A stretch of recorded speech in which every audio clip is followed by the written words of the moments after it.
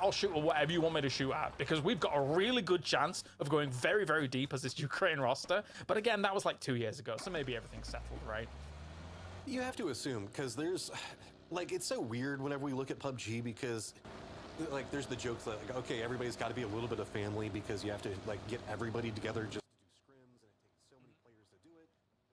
Family can fight sometimes, and sometimes there could be some bad blood in those style of situations. But a lot of times, as it progresses forward, most people kind of drop off. They realize the business is business. Everybody's here to try to do the best that they can, and then you kind of come back around on it. I wouldn't be surprised if that's probably calmed at this point, but we'll see. We'll have to see. Maybe somebody just decides, like no, we're going to sit DipX off to die first every single time. Yeah, no, I completely agree. It's like, you think about like football, right? You think everybody on a football team gets along? Like, oh yeah, there's no ego on those squads at all, right? So it can happen from time to time, but I think, yeah, the eyes on the prize is going to be very important here, especially for some of these great rosters. Kazakhstan is one that might end up flying under the radar, as well as Fex already starts off against Code Marco. I feel like this lobby might be very EMEA coded. I was talking to you, the boys in the back about it before this, but I mean, we've got some really good rosters here, and haphazardly EMEA also has a lot of countries that do exist within it. So I think that there's going to be definitely an EMEA lean to the play style of a lot of this lobby. But that's not necessarily bad, because it does mean the fact that it's going to be a lot more macro based. It's going to be about moving and positioning, not necessarily more wild, let's just try to kill everything that we can, which does mean that good strategy and good gameplay will be rewarded in this qualification. So not necessarily as loose as some people were a bit worried that the qualification series coming into this could be. As you can see, it's already pretty settled. Most of the squads understanding exactly what their win conditions are and where their danger points that they have to play for are. And as these circles narrow down as well, it will be even more spicy as to where this could go. Because, for example, if this just kept hard shifting north or hard shifting south, all of that water could still stay in later in the game, but it's not going to. This gives our teams a bit of a reprieve as to what could potentially occur in our circle settings as a whole. But also do remember as well that our red zones or hazard zones, our DraftKings starts off with a double here against K-Man and Adam with the M249. That's a good spray down for him to get things rolling. All right, they didn't find India, but staying here does manage to find some damage onto Canada, finding a couple of kills. This is going to be right on the edge of this new zone that's going to be pretty much centered around Pachinki. There's a lot of dead zones going to be around it, most notably the Badlands that are going to be kind of in position a little bit more along this kind of area coming out of Sunken City, or Boatyard, whatever you want to call it, moving into that school area. We do have neutral that's already in position over there, eyes on to Finland. Finland's going to be right next to Argentina, trying to keep them out. Denmark's actually making a rotate right on top of Canada. There is nowhere for Canada to go. Every single position that they try to play for is just getting bullied, and this is just continual harassment. Canada is the first eliminated. For sure, that's a beamy kill read. That is the kill feed kill read, and he said, okay, let's just hit them hard alongside Gustav's calls, of course. That is them reading that perfectly to a T. So well done there by Denmark to be able to capitalize on that after seeing the casualties do go down, but at the same time, Marco now peppering some shots in against Japan. Where do they want to go? I mean, it's not actually a bad spot that Japan is currently taking up here on the south side of this circle. I mean, it's so much more of a cluster over into the north and into the east, right? A pretty nice 2-2 split, good compounds, a lot of control. No real team's necessarily going to be jousting up or going for a hard crash into them yet. Maybe Norway, who's kind of playing along the peninsula just over into their east.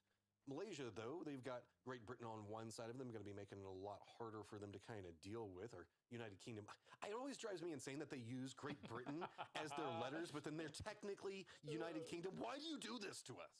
Yeah, and the funny thing is that Great Britain is technically not the same as the United Kingdom. I know! That's why I keep correcting myself. But look, I escaped like 20 years ago almost, so it doesn't matter for me. I'm whatever. You can say whatever you like to me, Matchup, it's fine. Just can't say England. That's the one bad one. I know the rules. Yeah, well, considering that a few of them are from Wales, well, anyway, we'll talk about that later. It's another topic for another time. We've got plenty of these teams to be looking at now. All right, so Death Road's got a lot of attention over there with United Kingdom stacked over next to Malaysia. Of course, Ukraine's going to be a bit on the tail end of that. Nobody's up on Potato Mountain at the time. Other side of what's going to be going on Ukraine just to the west is going to be where Aussies are going to be hanging out at. They've got themselves split in the compound coming right out of that hillside, but Of course, India's moved into Pachinki. They've got neutral right up next to them. And then Argentina's still finding some space over into the west. This is kind of calmed down for now, but new circles could be popping in just a couple of seconds, make this a lot more chaotic. Yeah, to give people a glimpse into India as well, obviously you don't get too much word from them and how they've been playing things out. They've been playing the EMEA scrim, and even on compounds north of Pachinki, they've been challenging teams like Yoga Benita, who are extremely aggressive in those early skirmishes as well, and kind of going 50-50 blow for blow for them in the scrims too. So this isn't exactly the pushover India that we've seen in the past, but they have been very cautious about kind of their approach up against Argentina, and I can respect that. It's mature gameplay. All right, everybody has just jumped in vehicles and they've made a run. Pachinki's stayed inside the circle. Aussies are going to just crash right down into the trenches. Use this, they managed to get right up in front of Turkey, who looked like they might have been eyeing a similar position. Norway's going to be wrapping back behind Turkey, who had eyes on Australia. Kazakhstan's going to be playing on the Pachinki hillside, kind of sharing it right now. Off to the west, they have a competition that they have to be worried about. Chinese Taipei is trying to come in right next to Argentina, who's running a wide split, and then Finland's got to come in from the north. It's a toughie of a circle because there's so much field that still does exist in it, right? So taking those trenches is not too bad a spot to be able to take up. And of course, on the east side of Pachinki, there is even those kind of war dug trenches. But of course, you got to remember, we still do have the pickaxe in play. We still have all those explosive in play. You can make your own trenches now in those fields, and it does make those fields a lot more dynamic. Yeah, it also makes this hillside way stronger to play. There's some little bit of vulnerability. As you can see, Philippines already trying to use that. Chinese Taipei looks like they're just trying to squeeze in. They might be just going for a crash right into Pachinki, but the way that India is set up, this is going to be where their defensive line is already positioned. So Chinese Taipei with no options, they're being forced away. Monty's going to pick up one, and then it's just going to be running right into the other Aussies. Can they at least get a knock on it? No, Chinese Taipei is out.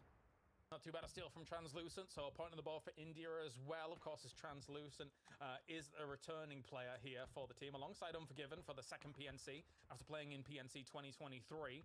So good to see them back. Translucent now on the board. Alongside Ryzen here, who's, again, as you say, holding out this side of Pachinki in a pretty decent spot. So they might be able to get quite a couple of points off of this.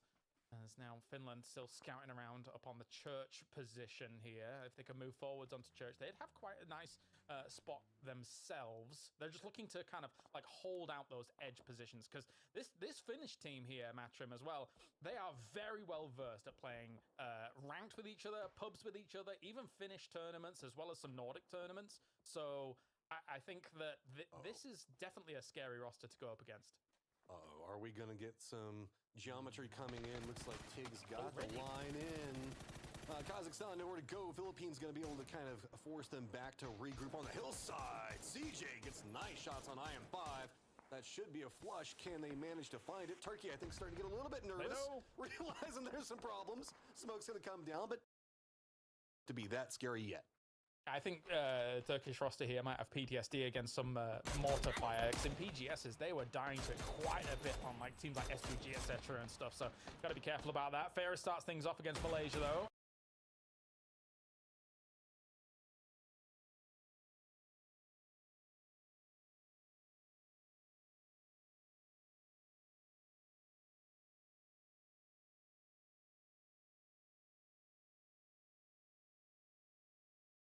Now starting to just... There's nowhere to go. This is firmly entrapped. It's just running right down into the United Kingdom or dealing with Ukraine up on top.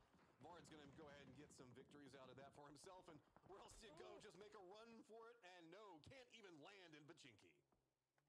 I'm hoping Malaysia can do something here throughout the survival stage as well. Shane obviously being the absolute star of that roster. And then alongside him, just a great team of R8 as a core, right, that have been able to qualify through to EWC at previously Vega Esports. So we'll see, though. That's not exactly the best start from them. Coming in on the edge against Ukraine. I mean, what are you going to do, man? Yeah, I mean, you're moving down into an open field with Ukraine that's now firmly encroached you on both sides. You were just trapped over there. And Malaysia did kind of put themselves over there, but they were in the hunt for going on to kills. Looked like they were trying to harass what was going on with the United Kingdom. There are still a couple moving factors that are going to be moving into this a bit more vulnerable. Most notably, it is going to be Norway having to deal with Japan pretty close, as well as the Philippines trying to sneak their way in, but they do have Pachinki hillside to work with. Can we get a closer zoom in on Hakatori, please? That would be just enhance, all right? Like you can see his paws and everything. But no, it's a good start here from Ukraine. The thing is as well, though, for Ukraine is that as much as it's a good start from them on this edge position, it's a little bit difficult oftentimes to actually get off of this hillside if you want to go straight west. So that's why we're probably going to see them go for this wide ramp south to try and, well, take fights and then just find themselves a bit of a better entry point. The problem is that there is teams here. Norway's here to try and greet this. Yeah, but I think that this is Ukraine's strategy. They're like, no, we'll just shoot and destroy everything. This has got such high firepower. They're like, just play edge. Okay, we can't go west. We'll just try to kill anything. Yeah, they are having one of the huge chance. Agar points table dekha jayega, they are on the top right now with the highest 6 points. और इसके बाद ये काफी आसानी से Japan rotate करने की कोशिश में थे, लेकिन इतना आसान हुआ कि एक प्लेयर्स को परेशान करते चले स्विच करके वहां पे भी कनेक्शन बनाएंगे। हाँ, एक ही फिनिश मिला इस पूरे पॉइंट पे, लेकिन जो सीट स्विच एंड बाकी सारी चीजें रही इस तरीके के मंजर में आसान होता नहीं है, जो कि उन्होंने अंजाम दिया। मिड सर्कल इन सब चीजों के बीच में ईस्टर्न साइड को फेवर करता हुआ टीम इंडिया फिलहाल वेस्टर्न साइड पे हम लोग को देखने को मिलेंगे। सर्कल के बारे में यहाँ से आगे जाने की जरूरत पड़ने वाली है। थोड़ा इंटरेस्टिंग बैटल में वहां पे उम्मीद करके चल रहा हूँ आईफलिक, क्योंकि वेस्टर्न साइड में टीम इंडिया के लिए एंट्री थोड़ी सी दिक्कतों से भरी हुई। Well, yes, this would be difficult because जैसे ही हम इंडिया अर्जेंटीना के साथ फाइट करेंगे, डेनमार्क डेफिनेटली उस चीज को देखने वाला है और उधर प्रॉब्लम हो सकता है। दो चीज कर सकता है, जोन के अंदर थोड़ा सा जगह बना के डिफेंड वाला पोजीशन पे रह के थोड़ा कर सकते हो, या फिर थोड़ा सा डेनमार्क से दूर रह के आगे जाके अर्जेंटीना से फाइट करेंगे तो यार डेनमार्क थर्ड पार्टी करने का सिचुएशन में ना रहे तो वहां पे बेटर होगा। थोड़ा सा डिफिकल्टी यहाँ पे आ चुका है। Let's see how our teams gonna read this fight and take them into the zone. AWM देखे हुए काफी अर्सा हो गया, बट चलिए यहाँ पे तो मौका मिलने वाला है, क्योंकि हम एक अलग ही दुनिया में फिलहाल आ चुके हैं। रोटेशन काफी रिस्की थी पूछी, क्योंकि सामने वाले कंपाउंड से रोटेट करना चाह रहे थे, और यहाँ पे तो मिल चुका है काफी आसान सा मौका। ग्रेनेड अगर इम्पैक्टफुल हुआ तो आसानी से यहाँ पे एक टीम को एलिमिनेट कर सकते। चलिए यहाँ पे कुछ खास प्रॉब्लम हुआ नहीं, आसानी से सेट कर चुके। बैक एंड लाइन से भी वो ग्रेनेड्स बैक टू बैक आते चले जा रहे हैं। इम्पैक्ट काफी अच्छा हुआ और व्हीकल ब्लास्ट का इम्पैक्ट काफी रहा एलिमिनेट करने के लिए। फिनलैंड इकलौते प्लेयर के साथ अब वहाँ पे बने हुए। मैं तो बस टीम इंडिया को देख रहा हूँ, एक फिनिश निकाल चुके और सिर्फ अभी एजेस पे फोकस किया। जैसा आपने बताया था कि एजेस में खेलना काफी ज्यादा फायदेमंद होता है, उसका फायदा अभी तक उन्हें मिला है। और मिनी मैप में भी नीचे की तरफ हम लोग देख रहे हैं कि किस तरीके से वेस्टर्न साइड में स्पेशली एंट्री को डिनाई किया जा रहा है। बट वॉली का उपयोग और अगर किलफील्ड में देखेगा तो ट्रांसलूसेंट जो है अर्जेंटीना का एक बंदे को यहाँ पे नॉकआउट कर चुका है। That's our intensive playing, trying to actually deny the entry of Argentina. So that's a good start. वहाँ पे ऑलरेडी एक नॉक डाल चुका है। बस मेरा डर ये है कि डेनमार्क इस चीज को अगर रीड करेंगे तो वो लोग थर्ड पार्टी करने के लिए और ब्लॉक करने के लिए आ जाएंगे।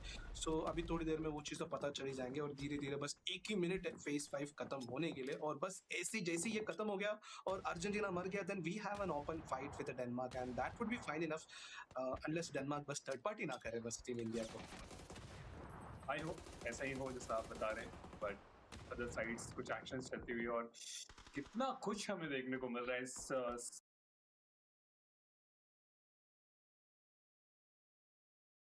EXE as well as Rexy. Scav is now down as well thanks to a beaming aid. It's all on Fight their way through what's going to be Turkey, Australia, the remnants of Kazakhstan, but it's coming up big enough. Hey, is they're going to get knock on a shiller. Never mind. Mortars, just ordnance experts entirely with those nades going forwards against them.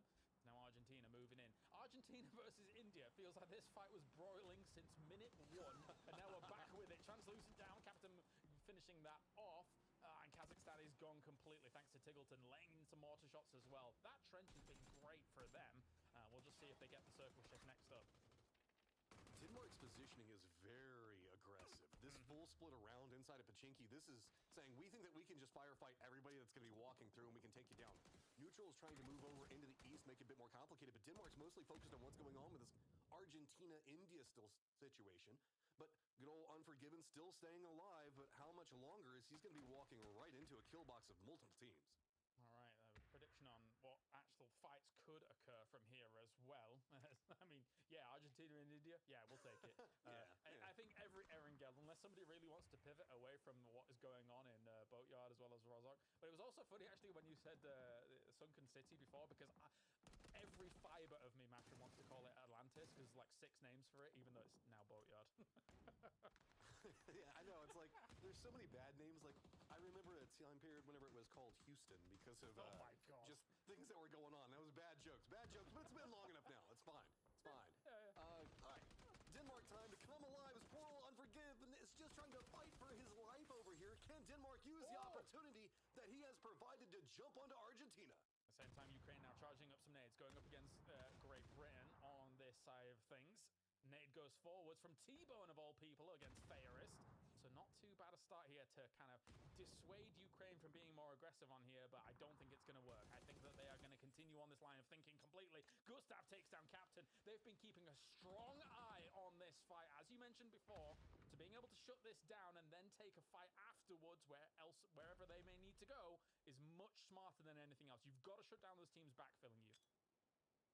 This is all just defense right now, and they have to be careful because, again, there is still neutral just playing off to their east. They know it, but Gustav's just doing everything that he can, secure every point, stacking up the kills right now. Argentina just down to one, about to get that res onto Capitan, but Blue Zone on top of him, and Denmark is staying focused on this. They're not retreating back into the safe zone. They want to make sure that they clear out anything from Argentina before they set up for anything to deal with neutral. Definitely a toughie of a circle to start off, PNC, but at the same time, I suspect we're going to have much harder circles throughout this tournament because of the land ratio changes.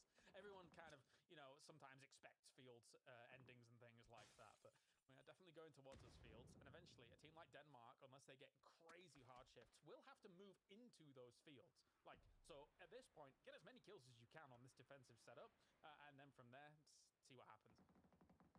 No surprise, DraftKings probably just going to surrender it over to the blue zone as now Denmark is starting to set up more in their defense for neutral. Neutral has managed to get very close to the safe zone, but they are going to be walking into a couple of areas where they could have some cover. Looks like Denmark's already kind of read that. The rest of the circle still has Great Britain over into the east with Ukraine just to the south of them. Turkey's still got a player up right in the middle of it all, and there goes Argentina as he actually doesn't surrender it over the blue zone. Walks out, and Denmark thanks him for it. Yeah, into the placement points to get things rolling now. So it will start stacking up. And that circle, oh my. Okay, so anybody on the west side, good luck to you. Now, the crazy thing I think for Australia is that as much as they've survived long into this game, getting your cars out of there without being shot and then making a transition will be very difficult for them of all teams on that west side. And this is all going to come down to timing because Denmark's kind of keeping an eye on what's going on with Australia. They know that they've got neutral back behind them. Neutral has to deal with Denmark in the closer range threat. Philippines is going to be on the other side of Australia, so it's a little bit of a game of chicken right now about who's going to go first and how the timings of this is all going to play out. Technically, the longer that neutral survives opens up more of an opportunity for a firefight between Australia as well as the Philippines to break out, but no big commitment happening just quite yet, as it is pretty much two contained arenas where these different squads are kind of fighting it out. Neutral trying their best to slow down Denmark. Shots come in, though, from Michael from the distance, so that will dissuade Beamy from looking this way at the moment. Giving it, but a lot of shots hitting a doozy. He does not go down, though. I swore that some of those could have easily been headshots. As a Molotov will go through from Mixon, but doesn't quite connect, so a doozy will live to fight another day. Now you can see as Australia has moved out of that trench line, try to create themselves dips as well to move into, so they've got a little bit of cover against the Philippines, but a P90 in hand. There's just nowhere for the Philippines to go either. Denmark is using this opportunity to position to catch whoever moves out of this next. Aussies are trying to use the high ground, but it is all going to be about the firepower that the Philippines can manage to pump out. Good shot's going to come out from Gustav to get the knock on to Monty, and Australia's crossfire problems are going to continue. This setup from the Philippines is good enough to force a line right up on top of Denmark, and Australia just has to firefight their way through it. Remember, they've been loud for so long. They've pissed off so many teams that the Philippines wants vengeance back. Look at the aggressive movements coming out from them. At the same time, Levante's going crazy against Denmark in the kill feed as well, as they've actually done quite a bit of damage towards Denmark that I can kind of anticipate it. Oh no, he stepped in front of him. That's a disaster there for Philippines, but they're able to shut it down anyway. Good stuff, denying this maneuver here from Australia. And Aya does take down Gustav as well, despite the trade coming out against it here. So not bad by Denmark to try and get out of that spot, but Philippines, man, they come out as the winner on the West. Limping into the circle right now, 2 players up, but they at least have space away from Ukraine, who just decided to massacre everything over into the east, so full-on control coming up from them. Now it's just going to be about the solo in Turkey hiding up in the middle of it all. Denmark still got Beamy alive, and Levante trying to creep his way in, but this is going to be...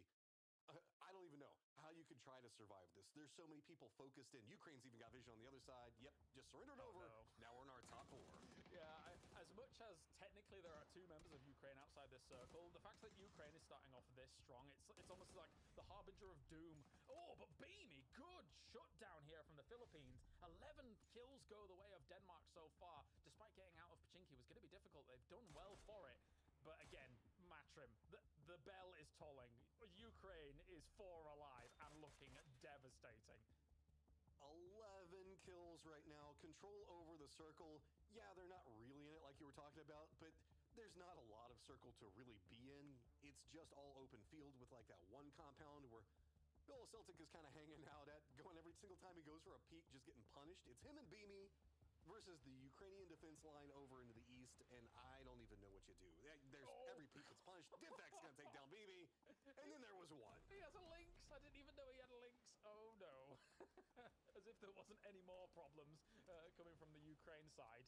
Now, they're just going to run up on this. They know exactly where he is. Celtic is not even in the tower anymore. And there you go. The Lynx shuts it down. Ukraine, 23 points to start off PNC survival stage. And everybody else better look out. Let's bring back in Gibson and Mark to talk about this game here. Because Gibson, this looked terrifying from Ukraine. Yeah, we were watching that one. They got a great drop at the start. The circle suited them. And then we saw that push on that eastern side. And I think we both said it. UK were in trouble. That's what happened. Ukraine take the win. And Mark, what can we say? But Hakatori, he's just a difference maker. I think those big decision makers, right? And Fex moving out of the compound to go play onto Ukraine. Some people will see that as a good play. Some will see it as a sort of a negative. I think it was the right thing to do. Obviously, Ukraine was fighting. They could have potentially got a fair party. Didn't work out for them. And it was a matter of time that sort of Team UK was going to fall. But big plays from Ukraine. And for me, James, it felt like a lot of teams were avoiding them. They were pushing everyone, especially this fight here. And everyone was just trying to get out their way. Yeah, the south side especially, Matrim, right? When we're watching teams like Philippines and Japan, like thinking to themselves, you know what, let's go to the west maybe. Let's try that. Don't go to the east. Let's avoid that. I mean, I knew that Ukraine was going to be strong, but this is just, this is next level. It's just absolutely brutal. Shout out to all the squads also that played around Pachinki for so long. This was a very hard firefight, moving in with some very weird circles. But I feel like everybody that didn't put Ukraine on their fantasy team me is a little bit sad. Oh, you only did it because we'd already picked them all. I'm so sorry. You wanted to be different. I get it. That's okay. That's okay. Aussies did okay. They did okay. They did do okay. They survived. As we take a look now at those final moments as well, and Ukraine looking phenomenal with it. Now, one thing that's interesting as well is, Mark, you get to these situations, normally with a field ending, I'm thinking, okay, there's going to be a lot of solos surviving. They're going to be able to dig holes and everything like that. Not the case at all in this game. Not at all. Now, we saw obviously Turkey moving on that south side, right? And obviously with Tiggleton being close to Morfar coming it didn't quite work out. But at that point, they sort of spread out. And I was sitting there talking to Gibson. I was like, we're going to see a team crash that central. We're going to see a team crash into the field because that's the only thing that they can actually take, right? But it didn't quite happen. Kazakhstan came in that southwest corner. They couldn't quite extend their way close enough to it. And they stopped. And then that sort of west side was just chaotic. Actually, for Celtic, he paid really early. Kept his head down and he put himself in second place. Yeah, I mean, it's no kills go his way, Gibson, but we'll take it for Turkey, I guess. Yeah, look, they were on my team. They got a couple of points on the board for that second place, and what can you do, right? You send Celtic into the tower, and his job is to hold that and try and get as many placement points as he can. The rest of the team got obliterated a little further south. So, hey, at the end of the day, in 10 maps, if you can just manage to eke out placement points, you never know. They could find themselves in that top 8. Yeah, and Matrim, of course, a huge result for Team Denmark, and I'm conflicted. I want to see. I love the team. I love the players on Team Denmark. That coach, though, don't know about him, to be honest with you. Oh, come on. Are you saying that there is no world where I'm believing that is a Martin strategy? I'm just letting you know right now. Those guys are putting in all the work and all the coaching, and he is just there giving the best of back rubs because, boy, he gives good back rubs. Yes, I guess so. I guess you're right. And at the same time, massaging the lobby into submission is, of course, Ukraine, as Diffex takes 5 alongside the 3-3 and 2 here from the rest of the lads. So if there was any concern, I guess there's no concern whatsoever. But man of the match, stolen away by Beamy, Mark. swaying, mate. He's looking into my soul right now. But no, we scary. saw some early kills from him, and you guys made the call during the cast. It was definitely a kill feed read. You saw them chase down, obviously, from Team Canada, and they're in the right positions. They're holding teams out. They moved into the town, and obviously they were looking to try and get the kills. It was actually Beamy that made the play closest to that west side field. So even just, I know he's a big killer, but looking at the kind of little bits that he plays out, he understands that they want to be the last team there. And the first team that obviously has to work from that position is going to be key, because they had to take on the Philippines, they had to take on Team Australia, that were looking to try and come out the trenches. Yeah, I think for someone like Beamy, of course, as we take a look at the points coming in, it's 23 points for Ukraine, 16 going for him. Martin has just messaged me saying Beamy is just him. Okay, all right, thanks, Martin.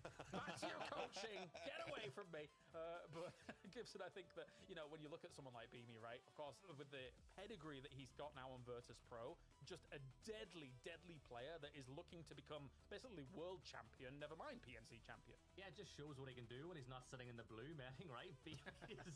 Beamy's insane. And honestly, I think that there was more points in that game for them had it not been for the third party from Team UK, right? That third party right at the end when they were fighting against neutral, it caused them so many problems. But look, for Team Denmark, it's a really good start. You know what? If they keep that up, do you see maybe Martin subbing himself in for that last map to give himself some love? 100%. Oh, God, no. Yeah, no, get Martin in there. I'm sure he will be the perfect bait, actually, to lure teams into a false sense of security. Don't do it, lads. Well, this is true. A lot of players might want to kill him just cuz. So, I mean, if you just send him off on the side and let him do whatever, that'll set him up. That is true, because every time I see pros streaming and they see, like, Martin in their games, they're like, get Martin, kill, it's Martin, knock him, knock him.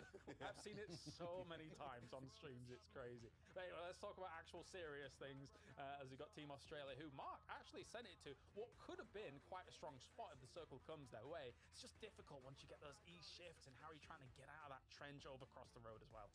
Yeah, they were relying on that west shift, right?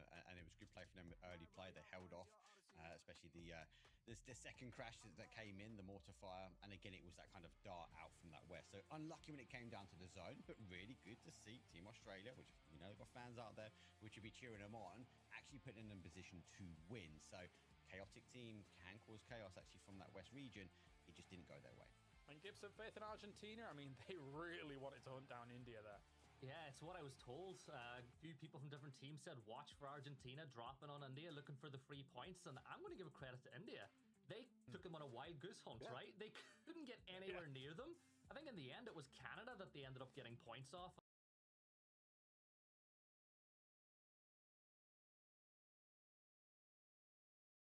If you spend far too long hunting down those 4 kills, especially now with the fact that the zones have changed in the timings, it can really put you at a disadvantage getting later into the game. Yeah, especially a toughie considering that Pachinki's in, fields are in. Okay, if you're late, oftentimes there is an onus matchroom on saying, okay, well, let's just crash into Pachinki, see what works there. Obviously, Finland didn't do that. They went around it as well. But for Argentina, they were keen to go for it, and eventually you get caught by what was the Denmark hold. Yeah, and whenever we look at Argentina, this is a squad that has a lot of expectations to qualify. They think that they should easily be in the top 8 moving into this. No surprise on that one. I do like the fact that Argentina is coming in aggressive, though. They're coming in with game plans, strategies. They're wanting to try to, like, starting to assert a lot of authority into the game very early. Sure, that does mean that they're bullying a couple of squads that are trying to find footing, but that's what you got to do. If this is all about competition at the end of the day, it's not about making friends, and they're coming out with specific goals, and they did end up pretty decent on points at the end of the game. Yeah, I think if you look at the current makeup of this PNC, if Brazil is in top 8, right, Argentina has a very similar pedigree, Gibson. They're going to be able to potentially challenge those kinds of positions, because you think about that region as a whole, they play with each other a lot, and they're mixed up in all those teams as well. So I think Argentina's got some good chances. Yeah, they really do. Look at last year. I think them and Brazil won a bunch of maps over the course of the previous PNC, and you speak about Brazil.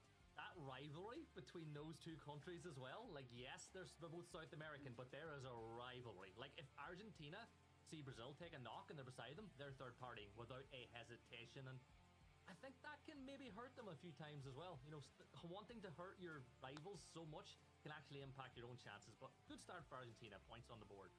Yeah, I mean, rivals, right? You've got teams like Neutral, who had a bit of a tougher time in this game, Mark. They kind of fell victim to the, okay, we're in Pachinki and now we have to try and skirt around the edges, which, to be fair, Levante actually did a pretty darn good job of putting in the boot against Denmark towards the end. But there's only so much you can do, I think, trying to make the transitions later on in that game. But it's one of those things, right?